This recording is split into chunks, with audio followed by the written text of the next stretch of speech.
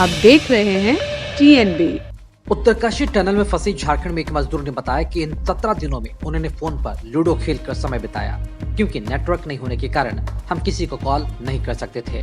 सुरंग के अंदर काफी स्पेस था। उत्तरकाशी सुरंग में फंसे सभी 41 मजदूर सकुशल बाहर निकल गए।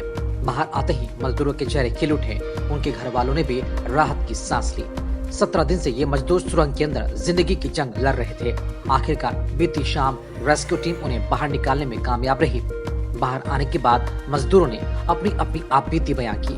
उन्होंने बताया कि सुरंग के अंदर इतने दिन कैसे काटे। सुरंग में फंसे झारखंड के मजदूर चमरा उरांव ने बाहर आने के बाद न्यूज एजेंसी को बताया कि इन 17 दिनों में उन्होंने फोन पर लूडो खेलकर समय बिताया, क्योंकि नेटवर्क नहीं होने के कारण हम किसी को कॉल नहीं कर सकते थे। सुरंग में आने वाले पहाड़ी पानी से स्नान किया। शुरुआत में मुरमुरे आदि खाकर भूख मिटाई। सुरंग के अंदर काफी स्पेस था। शौच के लिए एक स्थान निर्धारित कर रखा था। उरांव ने उस दिन की घटना को याद करते हुए कहा कि जब सब लोग 12 नवंबर की सुबह सुरंग के अंदर काम कर रहे थे, तभी जोरदार आवाज सुनी और एकाएक ढेर सारा मलबा गिर गया। मुझ जैसे कई मजदूर उसी में फंस गए, बाहर नहीं निकल पाए। जब पता चला कि लंबे समय के लिए फंस गए हैं तो बेचैन हो उठे, लेकिन हमने उम्मीद नहीं खोई। भगवान, सरकार और बचाव कर्मियों का दिल से शुक्रिया। रेस्क्यू टीम के लोग, अधिकारी पल पल की जानकारी ले रहे थे और हमें भरोसा दिला रहे थे।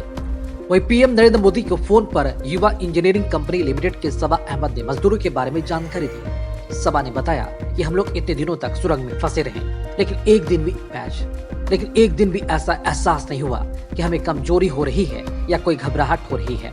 सुरंग के अंदर 41 लोग थे और सब भाई की तरह रहते थे। किसी को कोई दिक्कत नहीं होने दी।